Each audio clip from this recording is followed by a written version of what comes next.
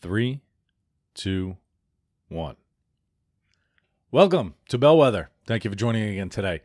This is the episode that you have all been waiting for. I know it is. Why did Jim Frawley quit drinking? And it's a big topic of discussion. I know you've all been talking about it over your dinner tables and everything else. Not really. But I wanted to talk about it. Last week, I talked about my dark place and what the Iron Man taught me about getting through my dark place. And, you know, you get to the end of a race and you realize that, you know, there is a finish line and you will get there and that. And how it relates today, we're sitting in isolation and we're all alone. And you can't really talk about a dark place without talking about why I quit drinking. They certainly go hand in hand. My dark place got much, much worse the more I drank. Not realizing it at the time. But now I know.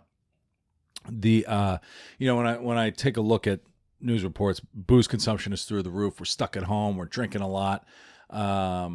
Because what else are we going to do?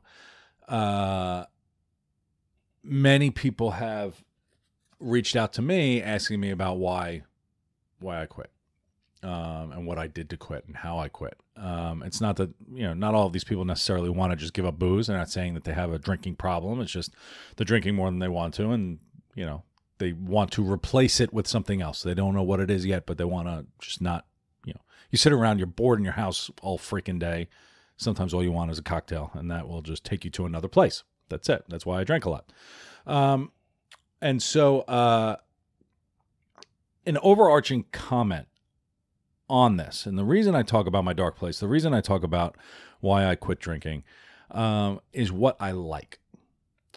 And when I went through the exercise of becoming an executive coach, they give you lots of exercises to do with people. And one of those things is, who is the person that you want to be? And we talk about it and it sounds soft and cheesy and whatever, but when you actually sit down and do the work and write out the work of, these are the words I want people to use to describe me. These are the words that I want to describe myself. And then you ask yourself the hard question of, well, can you? You can always just say, well, I'll start next week. But it's all of this stuff. Like I had a lot of experiences, a lot of self-discovery, a lot of work that I had to do to get me to the point where I was okay to not drink. But one of those things, and the reason was that I always admired someone when I was putting together this little superhero of the person that I wanted to be. I'll take a little bit of this person, a little bit of that person. A person in control was a person that I always admired. And when I say a person in control, it's not just, in control of your emotions and in control of, whatever you can do. It's a person who's comfortable in their own skin. And a person who could just matter of fact talk about whatever they wanted to talk about, and they didn't have they didn't feel a need to hide things. They didn't really have this anxiety or this visible anxiety. It's just, that's who they were. If someone said that they, recovered from drugs, then fine. I was a former drug addict. Or that's just, it became a part of who I am. I think that's why a few weeks ago I recommended This Is How by Augustine Burroughs. I feel like that's why I really enjoyed that book. It's just matter of fact. Okay, this is, this person was an alcoholic and now they're not. Okay, and that's just part of who they were. It's in the past and they've recognized it and they've moved on. And I've always admired people who could do that. And so I feel like those people, in essence, understand that nobody has their shit together. And that was a nice realization for me. Nobody has their shit together at all. We like to think they do, as we sit through our Facebook feeds and the picture of the 4 people, the family and their little pet puppy and their white picket fence, and everything looks great. And they do their Easter photo and their Christmas photo and their Thanksgiving photo and their everything else, and everything is beautiful. Who's got this trophy? Who's got that trophy? And that's amazing. We're fantastic. And when you peel back the onion, you say, holy cow, this house is a shithole.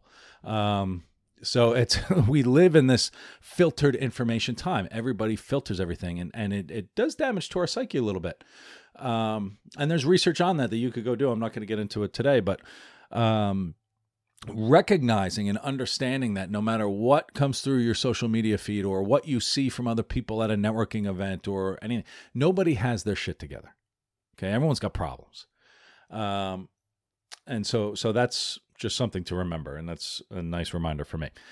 This episode, when I explain to you why I don't drink anymore, I don't want this to be interpreted as a you should not drink episode. I would never tell anybody not to drink. Some of my best memories, subjective memories, are from when I was out drinking with friends.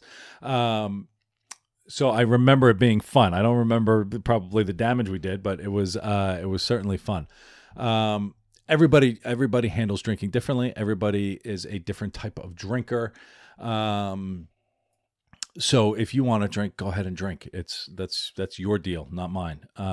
So I would never presume to tell someone not to do it. I personally got to the point where drinking for me wasn't additive. It wasn't helpful for me. And then it evolved beyond to the fact that it wasn't additive, that it was probably detrimental. So that's why I just stopped it. So let's level set. Let's talk about me. There are people who can go out and have just a drink. They just have one drink. They can go out and they have one beer, they sip it, or they have their little glass of wine and they just sip it. Doesn't really affect them. They go home and then they may not have a drink for another couple days, whatever. I'm not one of those people. One drink with me, you got to have a second. And then after the second, it's, we've had two, let's stick to, number three. And so when you went out with me, or if you sat with me, it wasn't just a glass of wine. We had a bottle of wine. You don't just have a beer. You have 6, 7, 8 beers. A baker's dozen. Why not? It's good to have goals. So, stopping at one, actually, when I think back on it, was actually uncomfortable. It was just like, well, no, I want another one. I want another one. We've got a whole bar here. Why are we just stopping at one? What else are we going to do? And so that's the type of person I am. I'm the type of person who, with one, really wants more. And it's not just the same with alcohol. It's the same with chocolate. I'll blast through a box of cookies in a blink of an eye. So that's it. I'm not a lifelong drinker. I didn't actually have my first beer until I went to college, which is a little odd. I always got home in one piece. I was actually I handled it pretty well for the most part in college. I did some crazy shit, but who doesn't in college? But I worked in restaurants. I worked in bars. I DJ'd. I bartended. I waited tables. It was, that's just what we did. We drank a lot. We tipped really well. And it was college. So I wasn't one of these, I had my first drink at 7 years old and I've been an alcoholic ever since. And, I was skipping school and doing whippets off of whipped cream, things. I wasn't like this drug-addled problem person. I was just a person who had his first beer first weekend of college, and it just evolved. And then fast forward, I did my work, right? I got my work done. I loved my happy hours. I went to work hungover, a couple times a month, which was painful, but everybody does it. Like, you go to work, you're a little hungover, you just kind of mail it in that day, and then you pick it up the next day, and your work is still getting your work done. But by my mid to late 20s, it started to hurt. And I really didn't want to drink anymore, for two reasons. One, I didn't like hangovers. I don't like being sick, and I don't like being feeling unhealthy, and I don't like any of that. And I was also a big smoker. So when you drink and you smoke, your hangovers are really, really bad. And I also didn't really like what I was doing to the people around me. Like, if you're listening to this and you hung out with me in my late 20s, early 30s, late 20s, it kind of cut back in the 30s. But I had a very good ability to get you shit-faced. And I guess, I could probably do that today still. So I probably still have that ability. I'm very good at that. And it probably went into my early 30s, I guess, a little bit. But if you went out with me, you were going to have a bad morning. It was it wasn't good. So or it was good. We had a lot of fun. But and so but by then I realized like this isn't really the person that I want to be. And so in my mid to late 20s, it really wasn't, I wasn't doing what I wanted to do. I wasn't being the person I wanted to be, but I didn't I wasn't ready to stop drinking, I guess is probably the right way to say it. My head wasn't there. And I also wasn't ready to ask for help. Which is important, I think, for someone who wants to quit drinking or quit anything really, is you have to get your head around the why. And I didn't have an answer to the why, other than the fact that I just didn't want to. And it's a big thing. Like you say, oh, I'm just not going to drink anymore. And you, as a drinker, and your community and your people around you are drinkers, all of a sudden when you say I'm not going to do it, they want to know why, and you have to have an answer, or you feel like you have to have an answer. And so I didn't have an answer. I didn't want people to think I had a problem. I didn't want people to think that I was, I remember being around people who weren't drinkers, and everyone was afraid of offending them by offering them a drink, and they were walking on eggshells. And I didn't want people to walk on eggshells around me. I didn't want to do that to the people around me. But I continued to drink, and I did that for a number of years, and I was in dark places. I remember boozing late at night. I remember just hating myself that I was doing it. I wasn't being the person that I wanted to be. I would say time after time after time, oh, I'm never going to drink again. With these hangovers, and that lasts. We've all said it. It lasts until the weekend. I would write letters saying to people that I wanted to write emails that I wanted to quit drinking, but I would never send them. Because I wasn't ready, and I would do little things on my own. I'm a solitary person. I read the Alan Carr book, which doesn't work. He claims it did. I took weekends off of drinking. I did all that, and that's how it was for 10 to 15 years. It was like this cycle, and it's not like I was drunk all the time, right? I didn't go out every weekend. I didn't do it. I probably had a drink most days. 1 or 2 glasses of wine with dinner. Sometimes I would drink a lot and I would get my hangover, and it happens with everybody. We all do it. It's part of the culture, especially if you're in the Northeast US, where I am, where I grew up. But no matter what happened, no matter how much I drank, no matter what I did, I always went back to this desire of being a non-drinker. And I think is the reason why is I didn't want it to be part of my identity. And drinking was a part of my identity. I was a very fun drinker. If you went out drinking with me, I had something called the Frawley Drinking Crew. I had a drinking party in a different city around the world every month. And the purpose wasn't to drink. I actually, didn't always drink a ton of that, but it was more about getting people together. And the getting people together was what I wanted to be part of my identity. I just didn't know how to do that outside of a bar. I was always known as a fun bar person, but that's not who I wanted to be. And I didn't know how to change that identity. And when you're saying this is such a core part of my identity, how do I just rip that away is a difficult thing to grapple with. And that's one of the struggles and one of the reasons why it took me like 10 to 15 years to finally give up drinking, is that it was just part of who I was. I'm an Irish American. I live in New York, right? I was born in the Bronx. Spent some time in Philadelphia, spent some time in DC. It's just part of who a lot of people I know are. So, but I never really addressed why I drank. And that was one of the big things for me is, why. We all look for reasons to drink. If I hear it all the time, a drink a day is healthy. A drink a day is healthy. The Mediterranean diet allows a glass of red wine, so this is okay. That's why I'm drinking this bottle of wine. Which is funny when I hear that the Italians have wine with lunch, so it's okay. Say you're an Irish person from the Bronx. You're not an Italian, right? And you're also eating it with a cheeseburger. They're eating fresh fish. So, you ask people, the Mediterranean diet allows it. Are you doing the Mediterranean diet? No, I'm not. Oh, okay. That's fantastic. Good. We will always pick out, I'm sure there's a psychological theory on why we pick out all the things that we just want to hear. There is a reason why the news tells you that alcohol is healthy, is because you want it to be healthy. And that's why that story comes out every 3 months, is because they know you're going to click on it to validate whatever it is that you want to believe. And then they could sell advertising to that story. I will guarantee you, I don't know if this is a fact or not, but I would probably venture to guess that if you look at the news cycle, study says drinking could be healthy for your health is probably one of the top clicks that they do out there. And they could probably sell a lot of advertising for that. But anyway, it's just something that the reason that I drank, back to the reason I drank, is it's just something that was done. You walk around, I'd go on vacation. We'd walk around and say, all right, well, you want to go in and have a drink? Yeah, okay, let's go have a drink. And there's so much to do. But we'd sit in a bar and just have a drink. Walking around Manhattan, what do you want to do? I don't know, let's just go have a drink. Like, that's just what you do. You just go have a drink.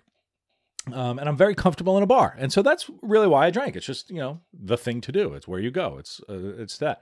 But the other reason I drank, and really it wasn't so much an issue of popping into a place and having a drink. It was the reason I drank so much was it brings you to a different place. And when you drank the way I drank, you don't have to focus on you. And when I drank, I was an expert, and I could solve anything. I would drink and think. That was it, and I was very creative. And I would go out. If I launched a business and I was doing my business plan, I would just go to the bar, have a couple beers, and just write out. And that was my place to think, and that was it. I thought I was really creative. I'd have all these great ideas, and then I'd strike up conversations with people and blah, blah, blah. Wake up the next day with a hangover, look at the scribble in my notebook. I had nothing to show for it. And so I would have all these great ideas that never came to fruition. And after, months of this, you look back and you say, wow, I spent a lot of time drinking and thinking, and my business is exactly where it was before. Nothing changed, and I have nothing to show for it. And so that realization for me, I still had business, but it wasn't what I wanted it to be, was probably what put me over the hump, was the fact that in my mind, I was failing. In my mind, I was doing all this work and the business wasn't moving. In my mind, I was, solving all the world's problems, but nothing changed. And for me to be successful, I knew that something had to change and something had to be different. And so all this work that I was doing in the bar or sitting around with a couple cocktails or doing everything, all that work was in my mind. But nothing came out and nothing came to fruition, and nobody can see into your mind. For me to be successful, for my business to be successful, I had to get out and interact with people and share my ideas with people, but I had to fine tune them. I had to create them. An important thing to remember for all of us is that we are insignificant. Okay. We don't matter. We matter to ourselves, yes, philosophically and all that good stuff. And yes, people care about you, right? I want you to remember people care about you. But nobody's going to move a mountain for you.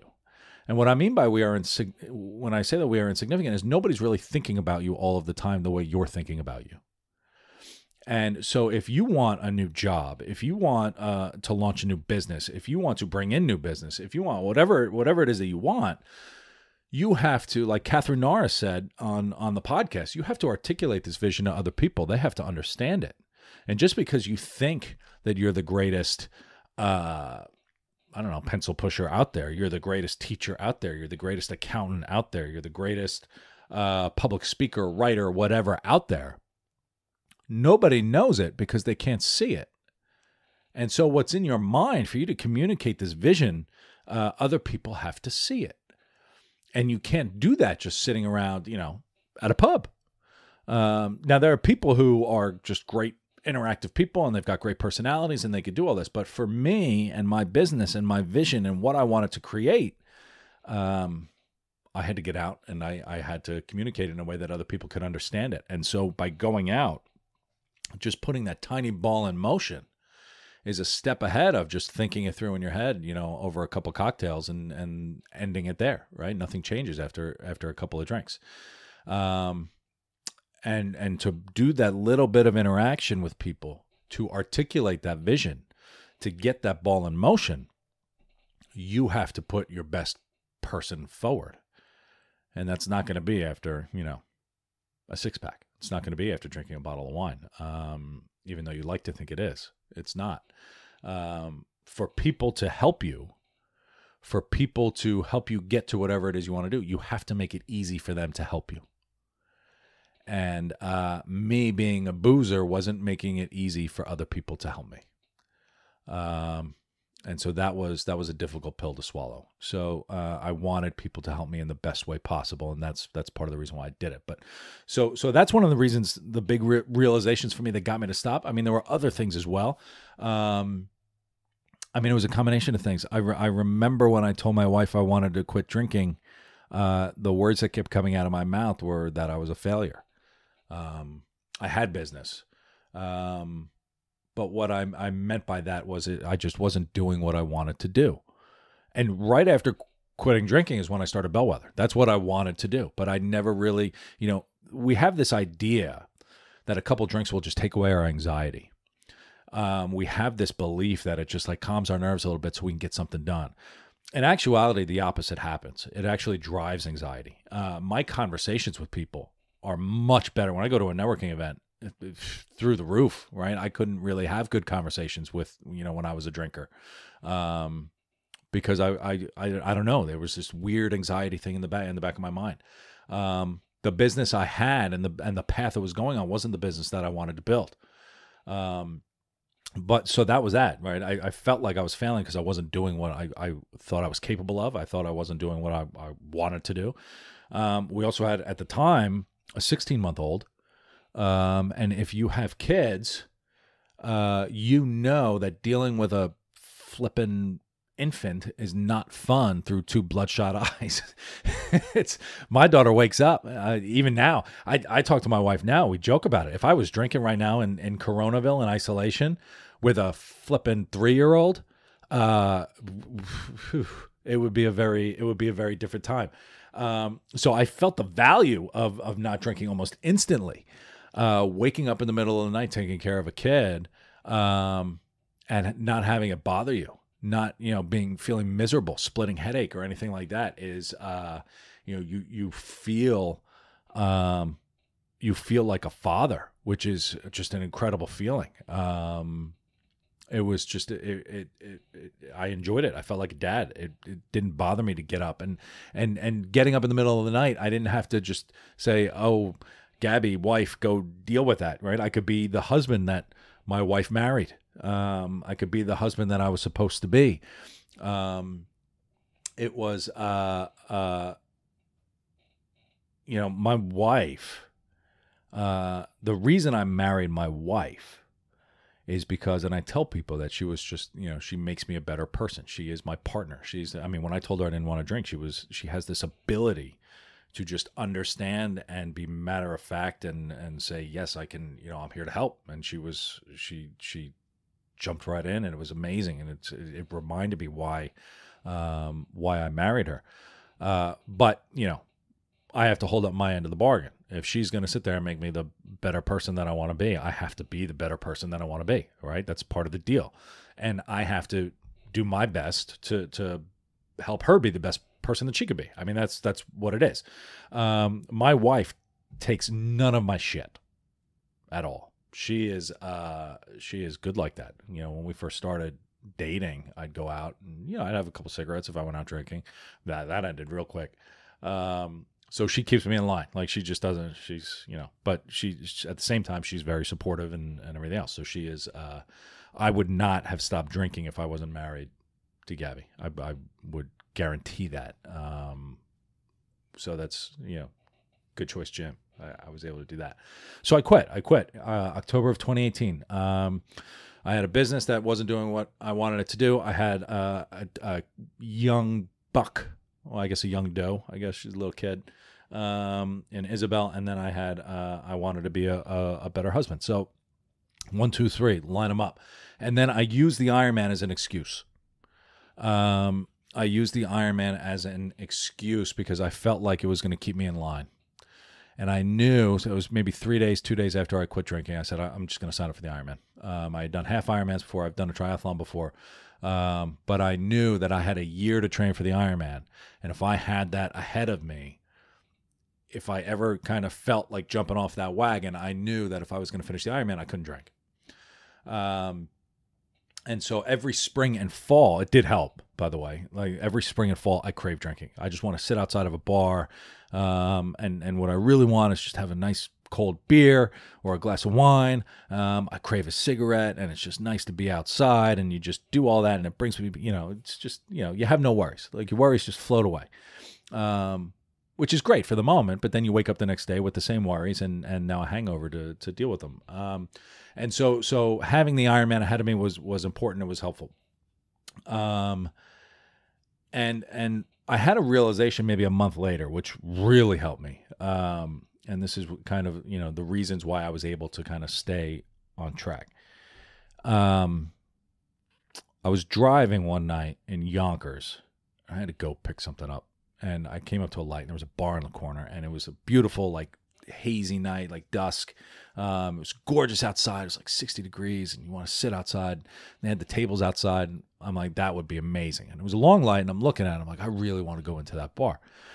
And then I decided to ask myself, why? And I had a realization in the moment. Like, I had this visualization of what I would do in the bar. And all I kept seeing was my hand picking up a pack of cigarettes. And what I realized was that I never actually wanted to drink. Every time I thought I wanted to drink, what I was actually craving was a cigarette, which is amazing to me because I quit smoking a long time ago. And so all of my cravings for drinking actually had nothing to do with booze. I used to drink to get the smoke taste out of my mouth so I could have another cigarette. And that was like a game changer for me. That was like this for me to say, oh, Jim, you're actually not craving booze. You're craving a cigarette. It's much easier to say you're not allowed to have a cigarette than to say you're not allowed to have a drink. I mean, smoking's just kind of gone the way of the way you're not, like nobody smokes anymore. I mean, they do the electronic crap, but that's gross too. But so to admit to myself that I actually didn't want booze and have that realization was amazing. Like booze doesn't taste good. For anyone who's ever done dry January, where you've quit drinking for a long time and you go back to it, that first sip isn't good. If you think back to the first drink you ever had, you kind of like want to spit it out, but you did it because everybody else was drinking. Your first cigarette, or you quit smoking and then you go back to having a cigarette, and it's just like, you're like, oh man, it's gross. But then you're like, okay, I'm back into it. All right, yeah, this is good. And so that realization was amazing for me. That I actually, that's what keeps me from drinking, is that I realize that I don't enjoy it.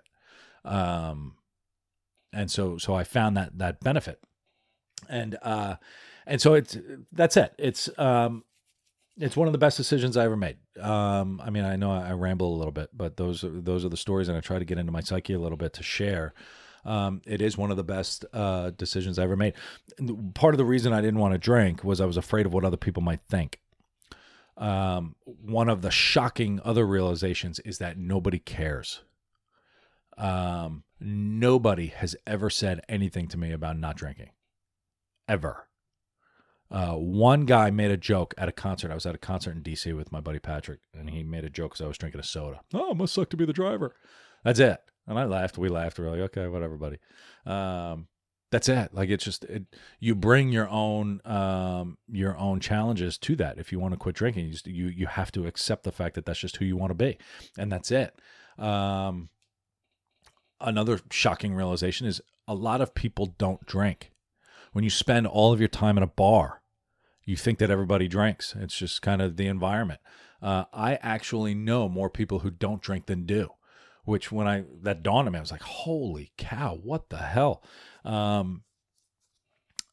Yeah, it's amazing. I used to joke. I mean, my dark place, drinking really made my dark place bad. And it was really challenging. And then, I mean, and it was probably the smoking more than the drinking, but I mean, they go hand in hand, and they really impact the way that you think about things, the way you think about yourself. I used to joke that I hated the general public. And it was because, I mean, really it was just a reflection of, I hated the person that I was. And that's really just a matter of fact way. My interactions with people are so much better now. I'm actually interested in other people. I'm actually curious about their stories. I I mean, I used to be that way. I used to have just fun conversations in the bar, and I could talk to everybody, and we could do all kinds of stuff. But I feel like it was hollow. And so now I just love the fact that I'm figuring out the person that I want to be. My business is better. My life is better. My family is better. I feel better. I wake up at 4 a.m. I step outside. I smell the fresh air. It's great. I've got these amazing mornings, and life is beautiful. Blah blah blah. I mean, we still have problems. Everybody has problems, but my ability to deal with them and handle them is just so much better. And I give myself license to deal with things in just whatever way that I want to. So, anyway, that's my story. It's why I don't drink. I don't drink. If I had to wrap it up in a nutshell, it doesn't help me. And my life is better without it. And that's it. So for those who are struggling, I guess I should probably put resources on the website. I'll look them up. Obviously, AA is everywhere. I never went to an AA meeting. I never had to do that. I looked into it, but it didn't feel like it was for me. I did tell my wife that I would consider it because she just asked, like, "Do you need AA?" And I said, "No, I don't think I do." But if it didn't work on my own, then I told myself that I would. And I feel like I didn't need it simply because I am a solitary person, and I, for better or worse. I mean, it's not a good thing, but I needed to understand it myself. Like, peer pressure isn't really going to work for me. But AA does a lot of good work for a lot of good people. If you want a good book on AA, I think he did AA. Russell Brand's book, Recovery, was fantastic. Love him or hate him. I know people have strong feelings about Russell Brand. I don't know why, but the guy is wickedly smart. So he wrote an amazing book on his journey, which I got a lot out of. This Is How by Augustine Burroughs, of course, is a great perspective shift. He's dealt with a lot of these things as well. So there are mental health resources. It's a big thing. If I'm happy to talk to anybody, if you wanted to reach out, I'm happy to be that person. So reach out, talk to people, think about it. Again, if you want to drink, go drink. That's your prerogative. This is we are in isolation, and we're drinking a lot. People are doing that. So I feel like a lot of people now are just questioning that. So that's my story. That's my journey. I hope it was helpful, and more to come on the website. So please visit bellwetherhub.com, and there's all kinds of good stuff on there. I've got lots of good stories. So check it out, and thank you for listening, and I appreciate your time. Thanks.